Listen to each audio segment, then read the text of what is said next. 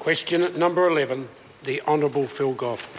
Mr Speaker, my question is to the Minister of Defence. Does New Zealand Defence Force training of Iraqi army troops include giving them the will to fight? The Honourable Jerry Brownlee. Mr Speaker, the New Zealand Government has made a decision to assist the Iraqi Defence Forces in their training because we assess that there is a threat from Daesh to New Zealanders. It's therefore appropriate that we assist the Iraqis in trying to defeat them. This question, I think, cheapens the desire by so many Iraqis to overcome that evil. Mr Speaker, we would not be there if the Iraqi government had not made that request. We can only assume that is a commitment from the Iraqi government to defeat ISIL. Might I also say that New Zealand Defence Force has a very proud record of training in these sorts of conflicts. It goes right back to Malaya in the 1950s through to Afghanistan most recently. Mr Speaker, these sort of loaded and facetious questions are, I think, very disrespectful of the New Zealand Defence Force. Supplementary question, the Honourable... Point of order, Mr Speaker. Point of order, the Honourable Phil Goff. Would your office have allowed a question as the primary question which you judged to be facetious? Order. I would not have used those words myself, but in the answer that was given, it certainly addressed the question that was asked. If the member wants to take it further with supplementary questions, I invite him to do so. Supplementary question to the Minister of Defence. Does he accept that the lack of will to fight, which the United States Defence Secretary Ash Carter blamed for the failure of the Iraqi army, predominantly results from the abysmal leadership of the Iraqi army and absolutely extensive corruption that undermines the will of the ordinary soldier to fight?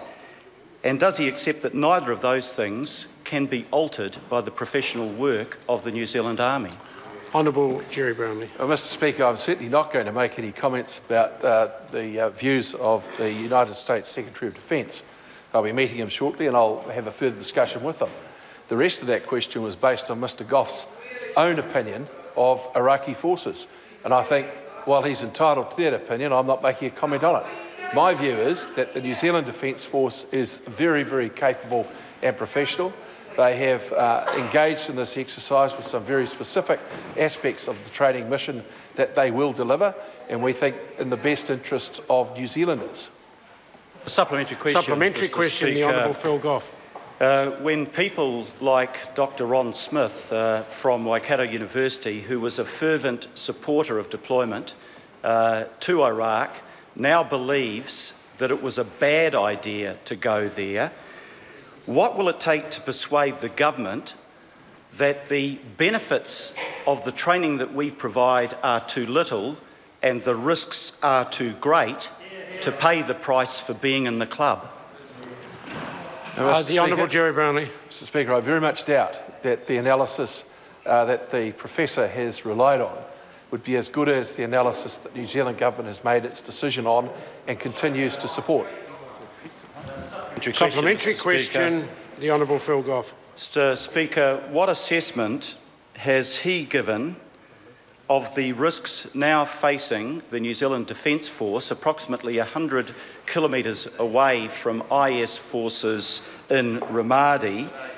And is that assessment such that if the risk is regarded as considerable, he would reverse his position and bring those troops home? Honourable Jerry Brownlee.